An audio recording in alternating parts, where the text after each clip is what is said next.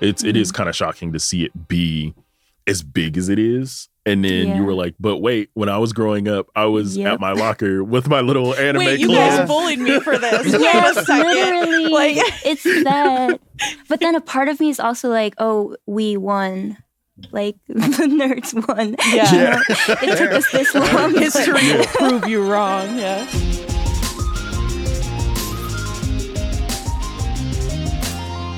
Coming to you from Crunchyroll HQ, this is The Anime Effect. Each week we bring you the latest news and views from the shows you love. It's pop culture with an anime lens.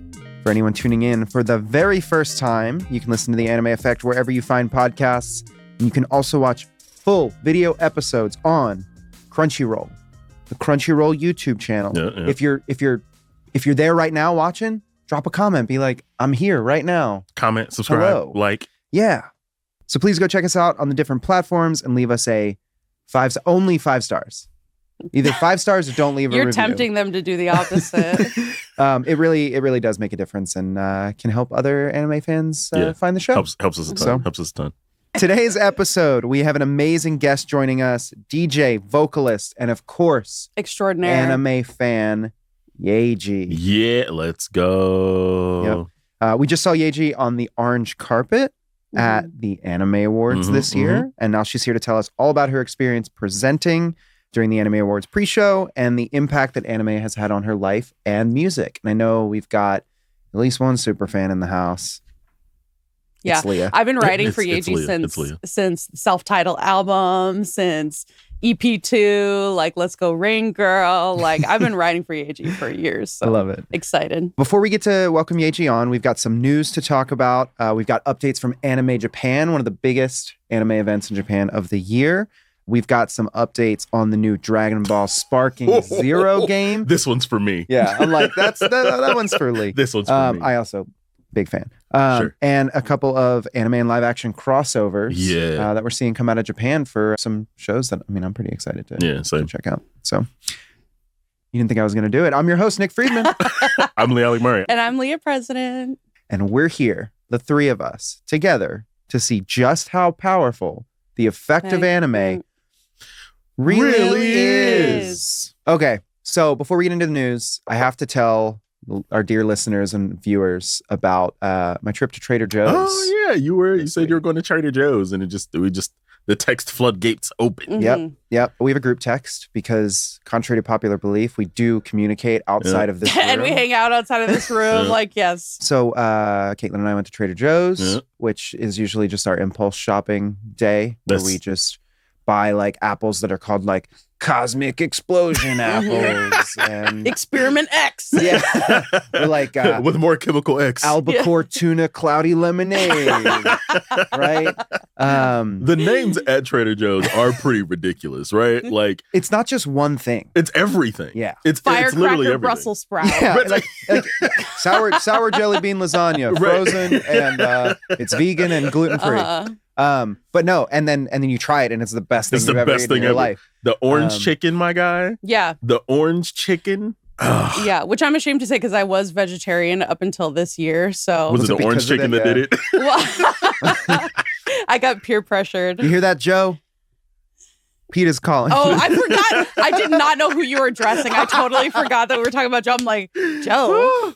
I can say in my house, it's like if you go buy something, it's like you're getting influenced, right? Like if you see an influencer or somebody on TikTok or whatever talk about it. So it's this food blogger I follow, and it's like, you got to go get these cookies from Trader Joe's, and those are the ones that I was texting you about, the cinnamon ones and then the peanut butter ones. This is not Spawn, by the way, at all. Boy, they were out of the cinnamon ones. Were they? Yeah, they were out of them. Man, and for good reason. Like if I don't cut myself off and be like, I'm just gonna do one. It'll just be me and YouTube and a box of those cookies for the rest of the night. It's horrible. It's horrible.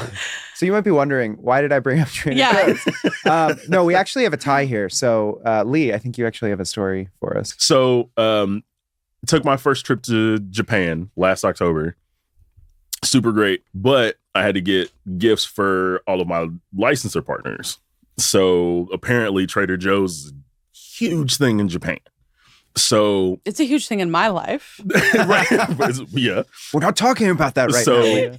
literally like I bought like 10 Trader Joe's tote bags with like stuff from Trader Joe's and then stuff from Bucky's because I took a trip to Bucky's too. Yeah. So I was like, they're getting the whole like experience. And as soon as I like get there and start handing out the bags, everybody's like, "Oh my God, these are so great, Trader Joe's." I was like, "Whoa, I guess I'll just bring you more back." It's nice to see the impact on the culture that Trader Joe's has had. Yeah, it's crazy. The mini totes going for thousands of dollars on eBay. It's like a $5 tote bag. Yeah, bro, it's crazy. It's the new Stanley, girlies. Go get it. It's the new Stanley cup. Or like the Starbucks cups, right? You remember the color change like Starbucks cups were all the rage? It was like, it's like that. Like as soon as that one is done, it's done.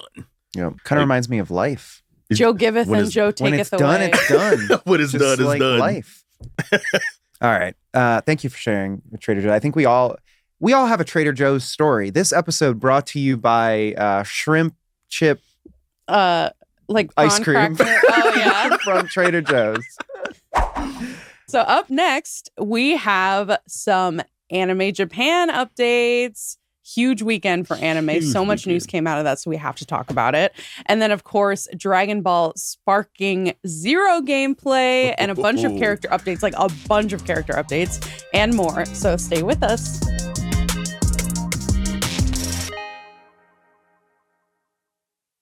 All right, I'm ready to dive into the news because I think I'm going to get another opportunity to like just gratuitously talk about Dune 2. I get on a kick like it's AOT, it's Dune now. Undertale. Like yep. I'm going to bring everything rotation. up. But yeah, Nick, you want to start us off? AnimeJapan, y'all. There are like two big events that I look forward to every year out of Japan. AnimeJapan, Jump Festa. Mm-hmm. Yeah. We talked about Jump Festa before. Yep. AnimeJapan was this past weekend, and we got some new anime adaptation announcements, continuations, trailers, release dates. It's a total like blitz of like 2-3 days of just news after news after news. Shout out to the Crunchyroll news team. Yeah. Go check out all of the news and events from this weekend. But we got a few we want to talk about. We won't wax poetic too much about it, but I have to give a shout out to this show, which is making its return, Thunderbolt Fantasy. It's the Kung Fu Puppets one, right? It is. Kung Fu or like Muppets. Yeah, it's such a weird, like, listen, the show is very enjoyable, but it's so weird in concept. Yep. They announced, I believe, a new season and a movie. Yeah. Which is great. This one, so I actually don't follow either of these shows, but this seemed like a really big deal. We don't get too many crossovers in anime. I'm thinking like Isekai Quartet. That's it. But no, so there's probably more than that. So Baki Hanma and Kengan Ashura are crossing over in a huge crossover event. It's bringing together fighters, Baki and Kengan Ashura, as mentioned, each from their own self-titled manga and anime series to kind of see how they stack up against each other in a kind of one-on-one duel. Yeah, that's why I wanted to add this one because, like you said, we don't see crossovers very often. And wrestling and boxing and combat sports is at an all-time high right now.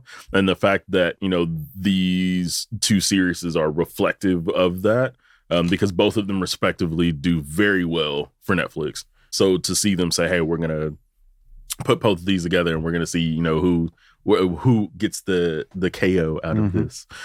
So I guess it's just a primer for Paul Tyson, but, you know. It took me a second. I was like, who is Paul Tyson? Are you talking about like Paul versus the Tyson chicken nuggets? No. Are you talking about this is actually coming pretty soon, right? I think they said June. Yes, very soon, which is surprising. Yeah. And that means it must have just been something they, you know, had baked in for quite a while. So yep. Next up, Blue Exorcist, which actually made its kind of awaited return this past year. Yep. After Kyoto Saga is going to be coming back to adapt the Beyond the Snow saga this fall. Mm-hmm. Are you a Blue Exorcist fan? I am. We talked about this last week, right? Whereas series is that we wanted to come back, and this was always one of them. Mm-hmm. And then seeing that the series is just going to continue is great because that means we're going to continue to stick closer to source material. But then also, Blue Exorcist has the opportunity to kind of be in the Shonen Jump like pantheon of like, I don't want to say great series, but really good series, because I feel like it definitely had an opportunity and then the series just stopped, right? So I feel like if there's a time to come back, it is now, when, you know, Shonen is at an all-time high right now. Yeah. Gosh, Blue Exorcist and Black Butler in the same year. Right. Just, who would have black thought? and blue. So, who would have thought? Red and purple. Look at us. If you're not familiar with Blue Exorcist, it follows a boy named Rin who discovers that he and his twin brother's father is actually Satan, and they've inherited his powers. So if that's not enough to sell you, I don't know what will. I don't know what really to tell Blue. There's a great cat though. There's a really fun like cat familiar. I caught that. So. I caught that. And Yeah, Lee just like powered right through it. I did. I just wanted to talk about the cat. we just gotta glaze over it. But no, other series that were announced to kind of continue. We've got Sasaki and Peeps, Which was a very funny Isekai Yes, very title funny. last season. Yeah. and also more Monogatari is coming, which is exciting. But we also got some new info on a number of returning series or new adaptations that I think we've been waiting on some info for some time. We've got a release date and a new trailer for ReZero. Yeah, man. Season 3, which again, it's on my list to catch up before season 3. Same. We've got Beastars. Leah, you're a Beastars fan. Yes. So Beastars, if you're not familiar, is kind of Zootopia adjacent, where the entire cast of characters are different animals. The main characters are going to this school where predators and prey cohabitate, but a predator ends up eating a prey, and it causes this huge discourse within the school. And there's also a huge love story in it between predator and prey. So it's like bridging the gap, sort of like Romeo Juliet-ish. And of course, it's Studio Orange, who did Land of the Lustrous, Trigun Stampede. Yep. But yeah, this was the trailer for the final season, which part 1 will air in 2024. We've also got a surprising return. I think they announced this last year or the year before, but there's a new Code Geass series coming out. Rosé of the Recapture, which I always love the names. What a name. And they showed off a trailer for that. Yep. We've also got the return of Natsume's Book of Friends, Season 7, which got a confirmed release date of fall 2024. If you haven't watched Natsume's Book of Friends, it is comfort food. Okay. They've been dubbing the seasons. They've been like going back and dubbing the seasons of the show on Crunchyroll. So definitely check that out. Blue Box. I am so excited for this one. You know I am with the rom-com. It fits right into your rom-com corner, sir. So I don't go out of my way to read romance or rom-com. It's just not my first genre of choice.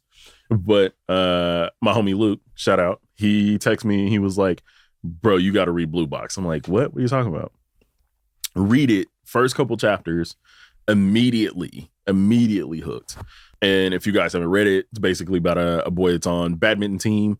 And he ends up living with his school crush, who is also like the star basketball player. And hijinks ensue. And it's a very like, it's just a great like kind of feel good story, because like they both start pushing each other to be the best in their respective sports. And it's really cool, because it really flips the sports paradigm on its head too. I'm excited to see it be animated officially. And then Nick can talk about it on his rom-com corner. That's right. Yeah. So Blue Box is October 24. And then we also got a release date for Oshinoko Season 2. Yeah. Summer 2024. Yeah. I actually, so we knew it was coming. I didn't think it would be this soon, to be perfectly honest. I thought it was going to be further out. It's such a good show. Yeah. It's a good show. I like it. And talk about crazy first episodes. Like, yeah. It'll hook you. That's for sure. Yeah. That is just a sampling of the anime news that came out of AnimeJapan this past weekend. For the full list, you can head to Crunchyroll News. The team put together a full kind of roundup of all of the new information, new adaptations, trailers, release dates. So yeah, go check it out. Yeah. Next up, we're going to talk about Dune. This is the segment we're going to talk about Dune 2. But The lead-in is that Dan, which we have talked about on this show before, crossed over with Ghostbusters Frozen Empire. The poster is so good. It's so good. For a collaboration poster. Gagged. It's so good. Yeah, we get to see Momo and Okarun from Dan wielding like the proton packs, and they're like in the Frozen. It looks cool. I haven't seen the new movie. I know that there's a city and it's covered in ice, so that is in the poster. This is kind of a trend we've been seeing with anime movies or anime series crossing over with Hollywood films in Japan. So there was Spy Family and Mission Impossible. We have. Are you ready, Leah?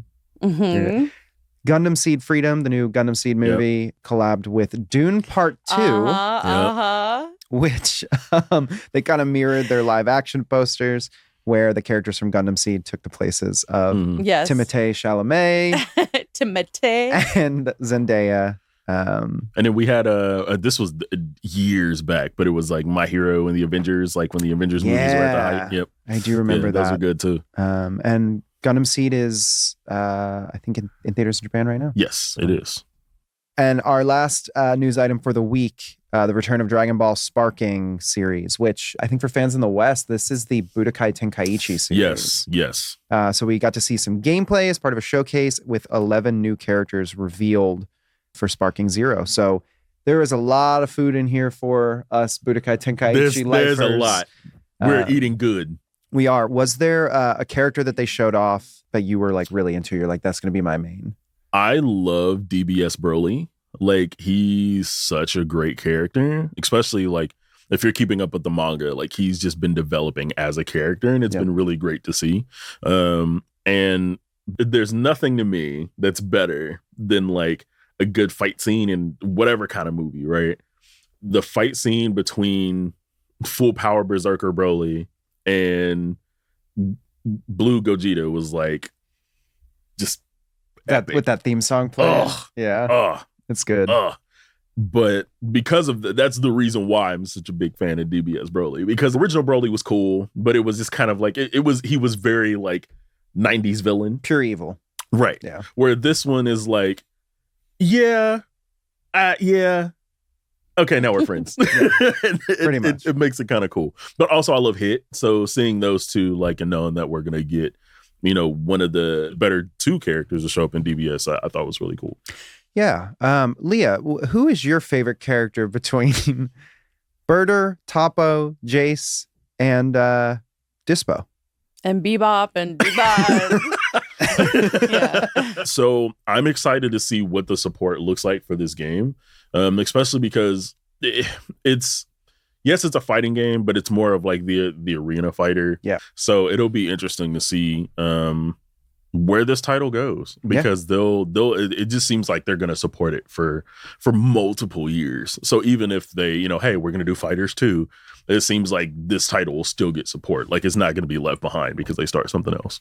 Well, we will definitely be talking more about Dragon Ball Sparking Zero as more stuff is revealed. It sounds like an expletive, like Dragon Ball Sparking Zero. You have to say it with so much oomph. Coming up next, we finally get to chat with the one, the only Yaeji. We will be hearing all about her time at the Anime Awards and what anime she thinks everyone needs to watch. That and plenty more coming up next.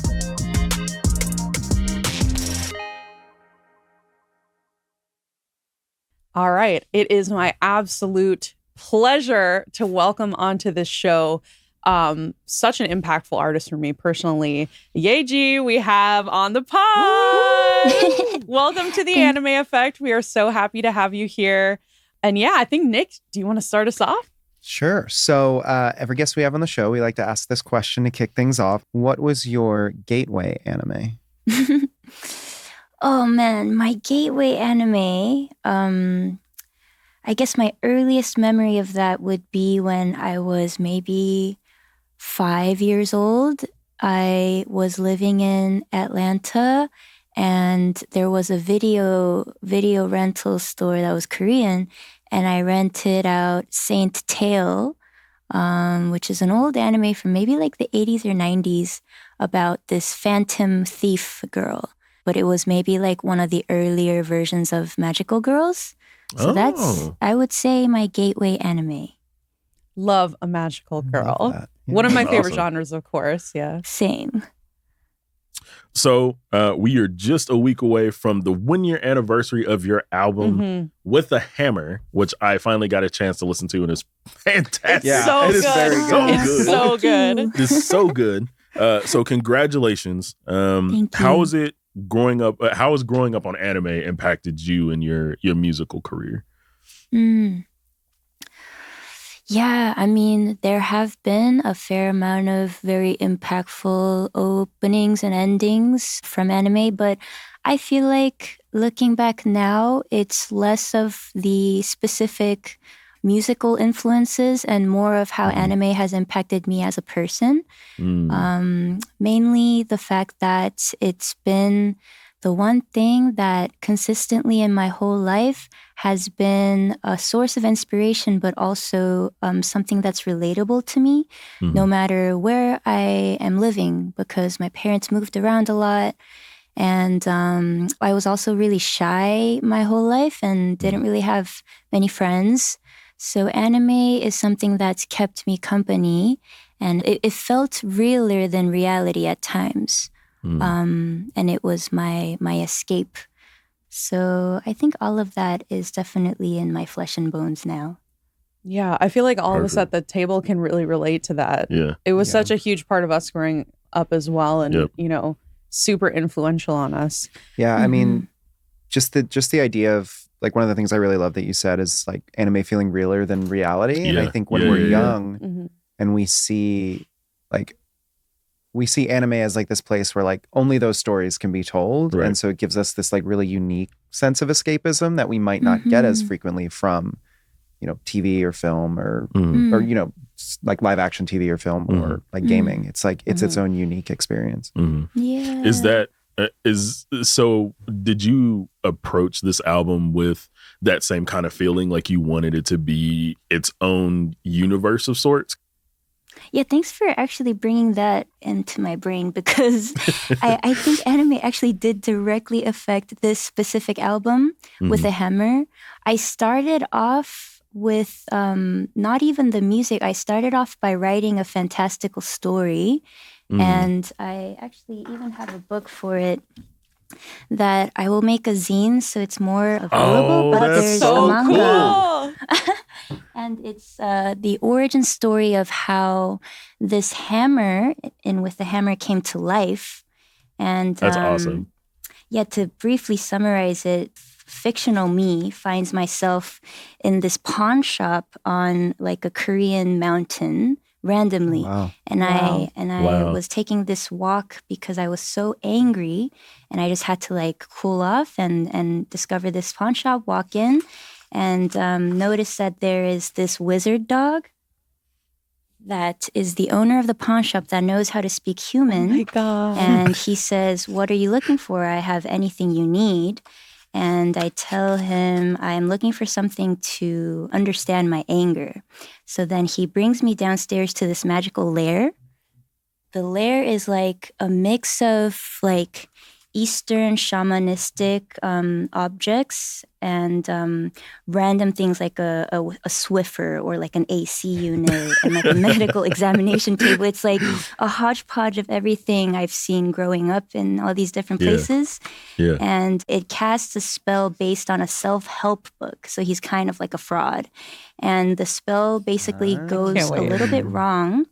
So the anger that I have suppressed my entire life finds its way out of my mouth. It like spurts out of my mouth and escapes.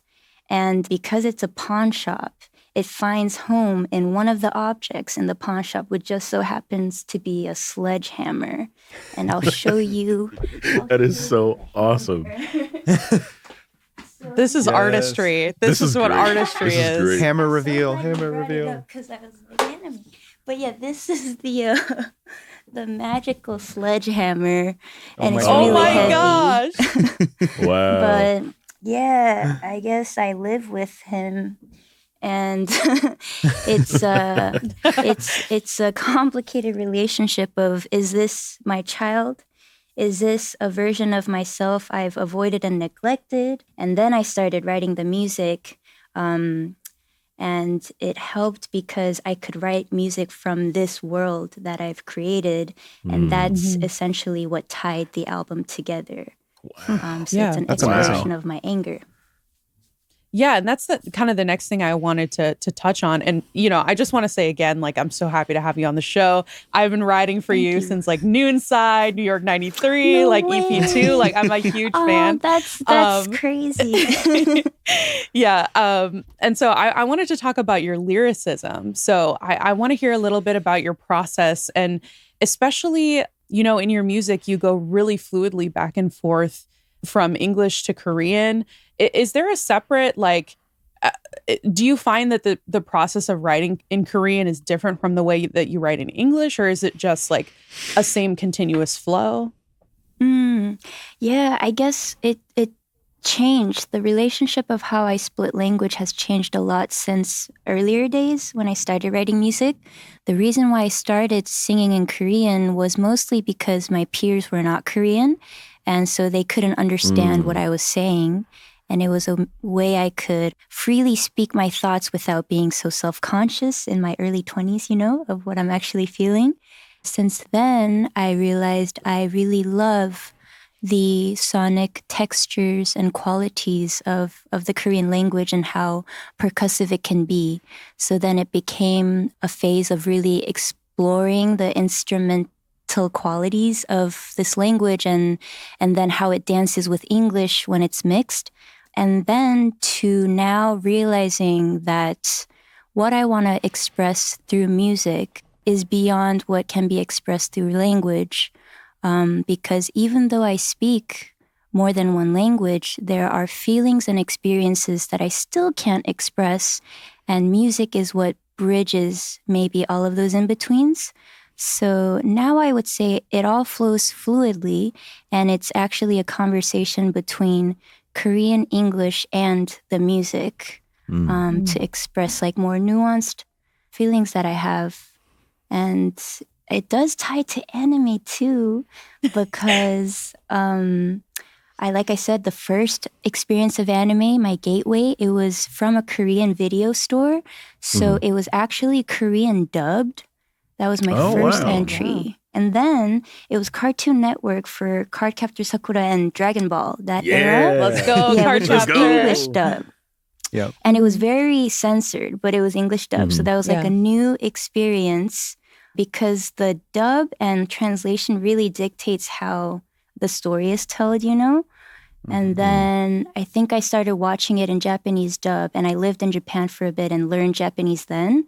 So I was able to pick up all these different versions of the same show. Like Cardcaptor Sakura, I would have seen in 3 languages. And I think that probably also informed how I navigate different languages in my life and also in my music. You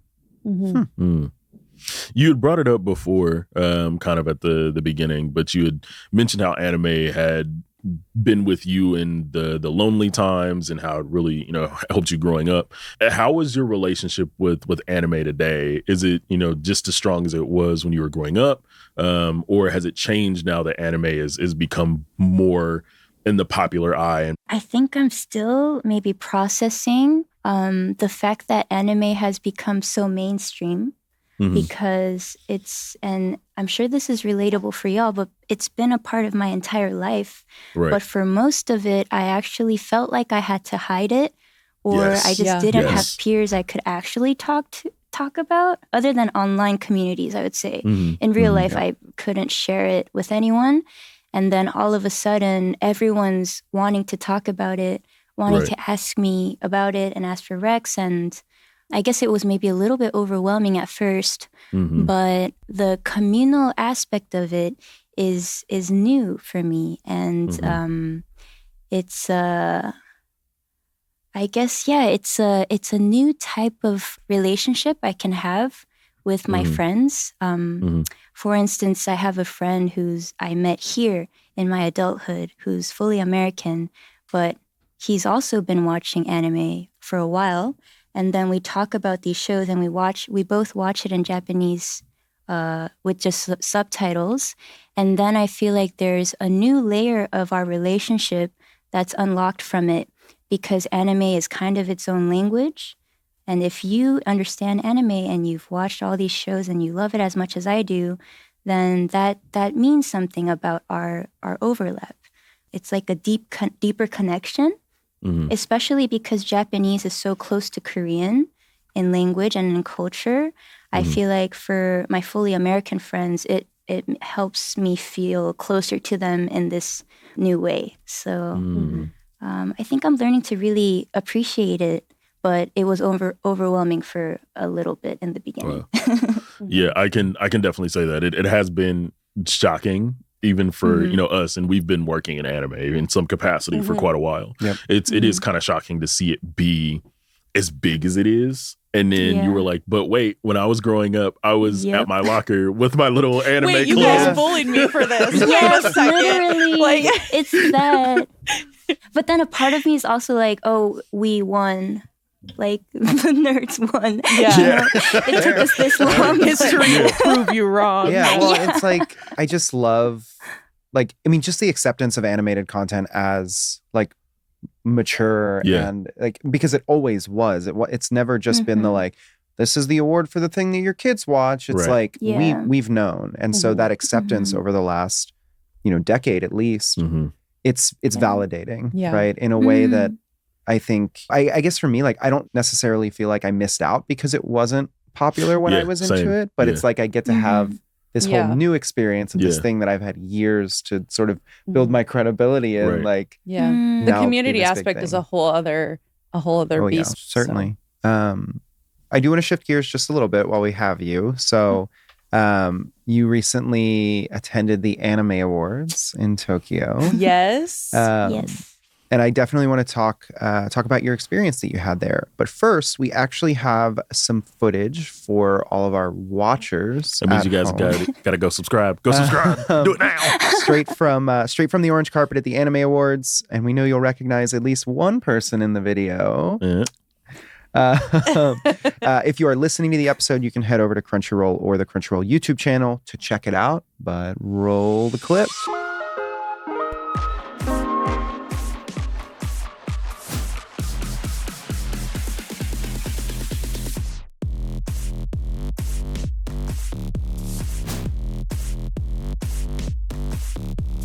And the Anime Award goes to Oshinoko, Bochi, The Rock, Chainsaw Man, Buddy Daddy.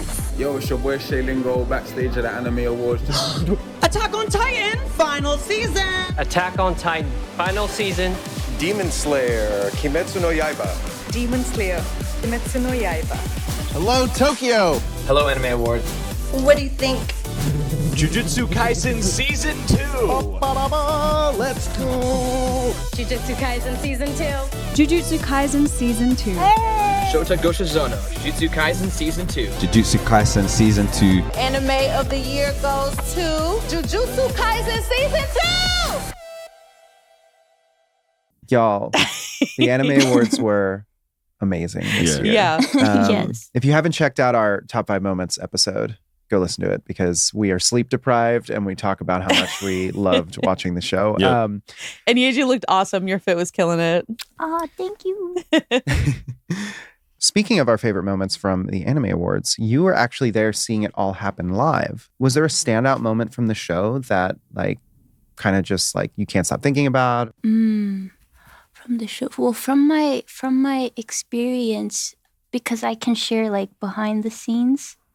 The day before the actual show, there was also just rehearsals. The entire thing was amazing. I had so much fun.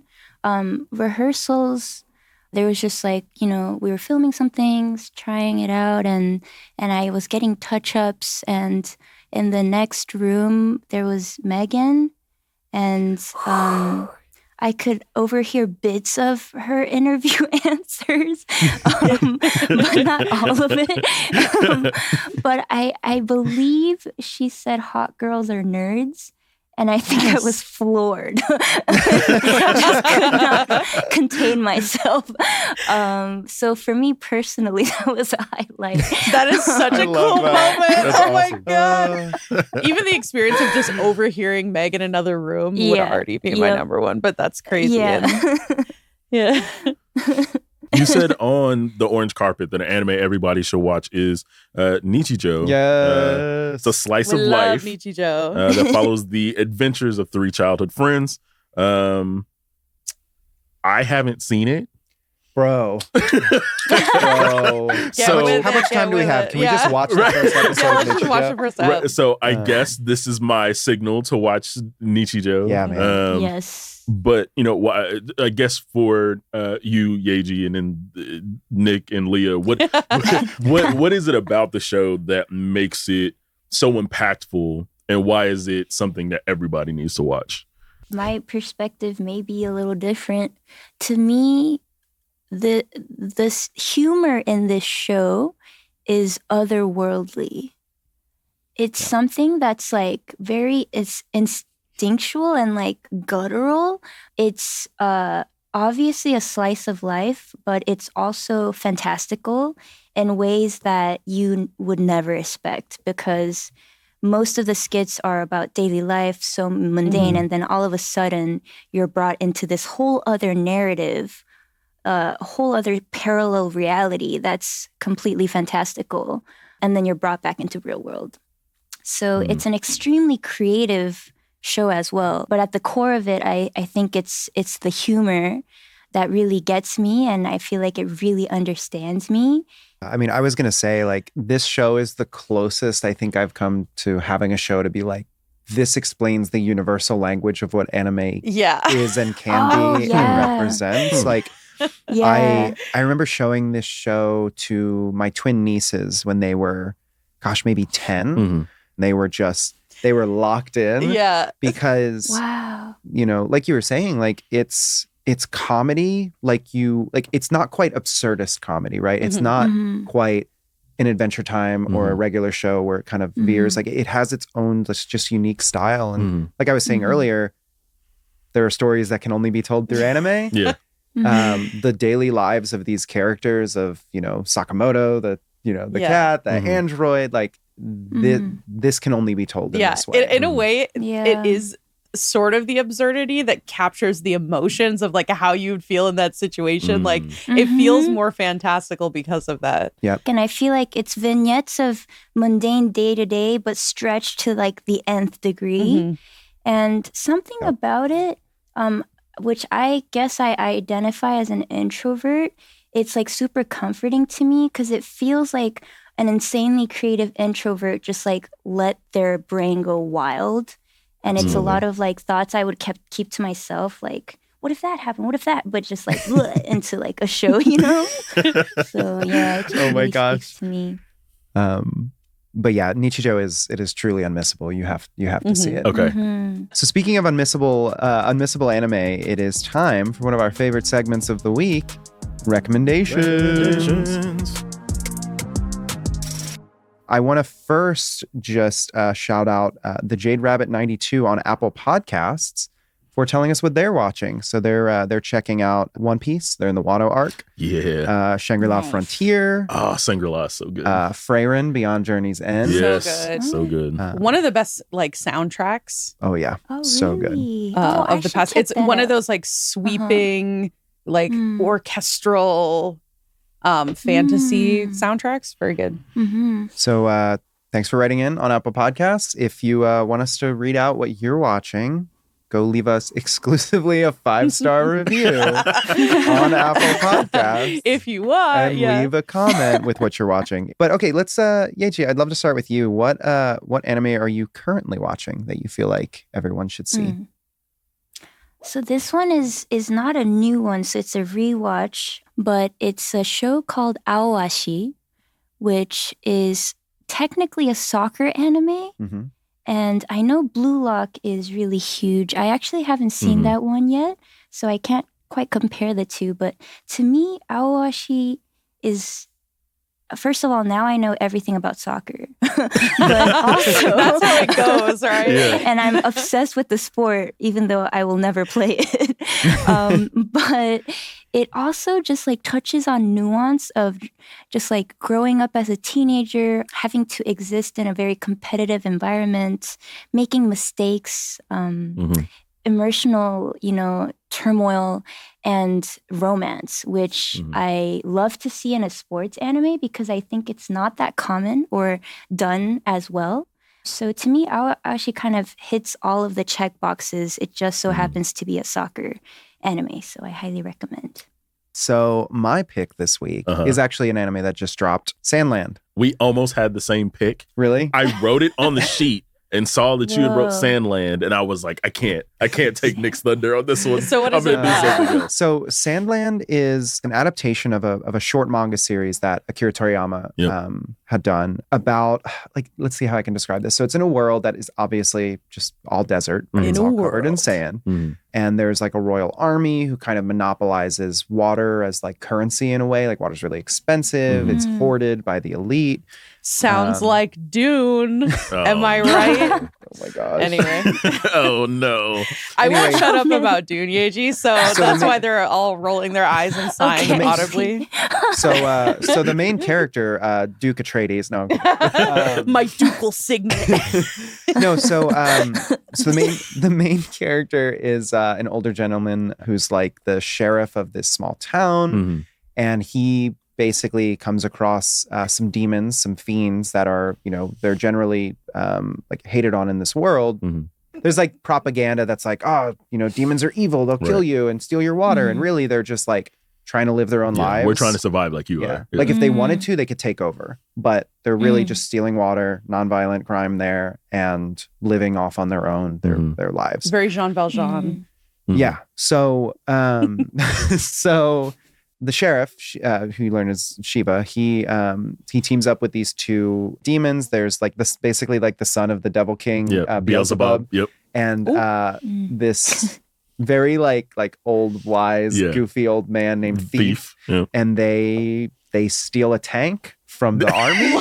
They steal a tank. They steal a tank, and they are looking for a hidden spring to bring water to their village, basically, to so that they're not under the thumb of royalty. But I obviously, I wanted to start this after, the news of Toriyama's passing. I was like, I'm going to start Dragon Quest 11. I'm going to watch SANDLAND. I'm going to fully immerse myself in Toriyama stuff. And the cool thing is the video game that's coming out next month is almost an extension of that. So a lot of the in-between that you don't get, because the series itself is short, the manga itself is short, but the video game is acting as a bridge for all of those. And it's super fun. Yeah, I'm really excited to check it out. So I think it's the first 6 or 7 episodes of the anime are adapting the film, which adapts I think it's a single volume of manga. And then there are also an additional number of episodes, I think 8, that Toriyama worked on the story for. Yeah. So like you said with the game, both the latter half of the anime and the game are going to expand this world and these characters, which I just think is really cool. So the story is told through different mediums in a way? Yes. Yeah, it's a very That's so cool. cross-media story. Yeah, it's so awesome. It's so awesome. What do you got this week, Lee? So it's not anime, but it is animation. X-Men 97. We are all the way back, ladies and gentlemen. The 90s are back. We are all the way back. It's funny. I was listening to a wrestling podcaster today, Chris Van Vliet, and he had a quote that was nostalgia is great, but only if it's done right. And kind of paraphrasing, there's so much of this that is done incredibly right. And it is such a treat. The animation is so cool because it's it gives you the feeling of watching a continuation of the series, because you can tell the animation style they're using is up to par, super brand new, blah, blah, blah. But they put an old school, 90s film grain over the animation. Wow. So it looks like you're watching a show that belonged in the 90s. It belonged you watching it on a tube TV. That's cool. It's super cool. They got the scan lines and stuff in there. Yeah, it's insane. And the fight scenes are incredible. Yeah, I saw the clip of Cyclops using his Marvel vs. Capcom 2 moveset going around. And then there's another scene later in the episode where they have to jump out of the Blackbird, and he was like, cool, I'll meet you guys on the ground. And he uses the MVC super optic blast as a parachute. Oh my God. And he just lands and he was like, no problem. I gotta watch this. And then, Storm has such an incredible moment in the first one. She creates a glass storm out of the desert that they're fighting in. Oh my God. And just sweeps up like 5 or 6 sentinels. And she was like, no, we're done here. And it's funny because Cyclops is like, give him the forecast. And she's like, got it. I was like, yo, we are back. We're so sick. back. Give him the forecast. So that is sick. It's so 90s. It's so like, not even if you were an X-Men fan, right? Like if you were a fan of just how animation was done in the 90s and how like kind of campy, but also really cool was. But this is definitely a series you should watch. Like I'm going to watch it. It's definitely like, and especially because it also reminded me like those really heavy like shonen like fight scenes. Yeah, like I love a good tournament in an anime. And this like it gave me the vibes, bro. It gave me the vibes. So we're there. We're back. Leah, what have you brought us this week? Yeah, not to be a downer, but I've been into really into darker narratives recently. Like I'm a huge horror fan, and I've been going to like a lot of horror movies recently. And so one thing that I've been doing is playing like horror video games, like the Dark Anthology series. So good. It's the same studio that made Until Dawn, The Quarry. It's like these kind of like short play games that are kind of like choose your own adventure, and it changes. You the way that you play the game determines who lives, who dies. And I've also been watching anime that are a little darker in theme. So I don't know, Halloween's coming early for me, I guess. The spooky vibes have started. It's my favorite holiday. So. It's pretty early, actually. It is only March. Right. But I had watched Tokyo Ghoul, but now I'm reading the manga. So that was in the big stack of secondhand manga that I bought. So I have this huge stack I'm working through, and also watching.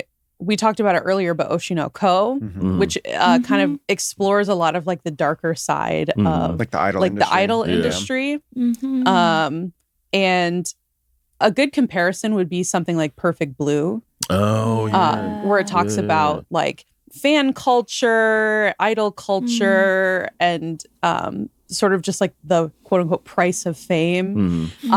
So anything that's like horror or mystery or thriller is kind of like what I'm on right now. Yeah. Nice. Yeah. A lot of good recs this week, y'all. We're back. We've been here, but we're back. Yaeji, we wanted to, thank you so much for joining us on the Anime Effect. It means a lot. I know Leah was. It was so much fun. Yeah. Thank you so much. You have such a unique voice, like both in your music and your artistry, and I think you have a really important voice. So yeah, keep doing you. I think your music and your most recent album were really like personal to me too. So yeah. Anyway, can you tell I'm trying to contain my fandom? But, where can people find your work? It's on all streaming platforms, Yaeji, Yaeji, and my socials, most of them are Crazy or Crazy Yaeji with a K. Awesome. Anything else, plugs, any upcoming projects you want to tease? I guess for the 1-year anniversary, I will be releasing some special thingies to celebrate. I am going to make a zine version of the origin story so it's more accessible.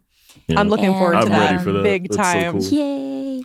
And there's a few other goodies that I thoughtfully designed, and maybe some dance moves that I'm going to share for some of the tracks as well. Let's go. So y'all stay tuned. Awesome. Thank you again so much for joining us. Thank you. This was so fun. Another amazing thank you and shout out to Yaeji for joining. That was so fun. awesome. Yeji's awesome. If you haven't listened to her music, you should definitely go check it out. Yeah, With the Hammers is fantastic. Give her a spin. Next up, we have the mailbag. Mailbag. Yeah, if you want to write in, you can look for the social post on Crunchyroll's Twitter, or you can leave an exclusively 5-star review on Apple Podcasts and ask your question. Like, comment, subscribe, leave a comment on the YouTube channel. Smash smash that like button if you want a notification every time I post a new video. Okay. First question this week comes from Akiva Daffy DD. Akiva Daffyd? On Twitter. Yeah. Okay. They ask, why can't I find an isekai anime about someone from a magical world dying and finding themselves reborn in our world? Actually. No, okay, so you don't technically have to die to be isekai. No, you don't. Mm-hmm. There are a number of reverse isekai, Yes. which involve someone from fantasy world coming to what we perceive as our reality. Right. And Leah, I think you had a pretty popular one. Yeah, I think a great example of this would be The Devil is a Part-Timer, where the literal like demon god or like the devil. He's Satan. Satan in the other world gets quote unquote isekai'd or like summoned into our world. And it's so funny because it talks about like a real, like the real situation that would happen is like they get dropped into our world and are immediately a victim of capitalism. And they're like, I gotta get a job. Immediately gotta get a job. Like, we have to live in a one-room apartment. Yeah. We have to get a job. Yeah. Him and his like little minion guy servant have to get our part-time jobs. Or I think the minion ends up being like a stay-at-home. Yeah, he's like a house husband. Stay-at-home house husband. Stay-at-home minion. And yeah, so the devil has to get an actual job and he realizes like the real currency in this world is power. So he has to like work up to manager and like. And he works at, is it Whack-Donald? Yeah, it's like a Whack-Donald. fake McDonald's. But yeah, I think that's a great example. Sasuke Peeps is another one. Like the main character doesn't die. He just figures out like through his magical bird that he can go between both like the real world and the magical world. Yep. And then he starts profiting off of it. Yep. So, and capitalism. He goes to like Don Quixote and buys like eclipse glasses and sells them in the fantasy world. It's crazy. But the bird technically is reverse isekaiing into the real world. Yes. So that's a perfect example there too. Yep. So. But yeah, thanks. Thank you so much for the question. And then next up we have from M Dream Design Fan on Twitter. What was the most epic meal dish in any anime series you can think of? Oh man. I talked about Delicious in Dungeon last week. Yep. I'd eat a couple monsters, man. Like Shinchi, just you know what? If you're gonna fry up the dragon, bro, like I'll give it a shot. Was there like it was like the Kelpie tempura curry? Yeah. In the series? Crazy. That was you don't like kelp. I think you don't like seaweed, do you? This is like Kelpie as in like the seahorse magical creature. Yeah. Like the magical creature, yeah. They've done a lot of like weird, like, and they all look phenomenal. Food Wars, pretty much anything in Food Wars is Food Wars. delicious. Food Wars is basic. It's softcore, basically. Oh my god! And then was it campfire cooking? Like campfire cooking. Yeah, all the food in campfire cooking looks amazing. Let's see. For anime, I have to give a shout out to Today's Menu for the Amiya Family, which takes the characters of the Fate series and places them in a slice of life, day-to-day anime about cooking dinner. Yeah. That one's great. If we're going outside of anime, I do have to give a shout out to the Meowscular Chef from Monster Hunter for everything he's cooking up. And he has definitely helped me from fainting multiple times. Thank you, Mouscular Chef. And I have to give another shout out to the cooking in Breath of the Wild. Like that food, except for like the gross when stew you make that you make and it's bad. That Gordon Ramsay criticizes you for. Yeah. The vibes are perfect. And it's raw. Wow, my voice went somewhere else. Like, pardon me. Any other anime food you want to bring up? I was gonna be funny, but this isn't an anime. But does anyone remember? Did you watch Codename Kids Next Door? Yeah. Do you remember the episode where they go into like the ice cream? Yes. Place and it's like the perfect ice cream flavor, and then the temple starts collapsing because they try to put sprinkles on it. Yep. And he's like, the perfect ice cream flavor doesn't need sprinkles. What have you done? Wasn't it the Dastardly Kids? They were like, we're gonna put jimmies on it. And it's like, that's right. Idiot. Jimmies are the current term. You heard it here. Canonically, they're called jimmies. But, someone please tell my wife that jimmies is an acceptable term. It is. It is. I think that does it. I think so. Yeah. Whew. That was a big episode. That was a big episode. Lots going on. Me too. All right, everybody. Thanks for joining us for another episode of The Anime Effect, brought to you by Crunchyroll and the good folks over at Sony Music Entertainment. Be sure to subscribe so you never miss an episode.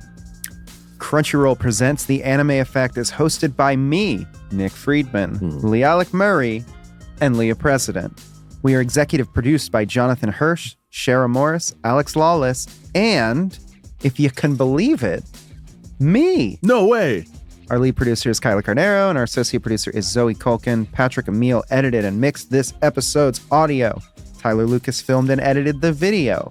Our head of production is Sammy Allison, and special thanks to Tamika Balance-Kalasny. We'll be back next week with even more anime, of course. So we'll see you then. And there's nothing you can do about it. There's nothing you can do about it. Sorry. Did you buy a train ticket yet? You can catch us on the next stop, though.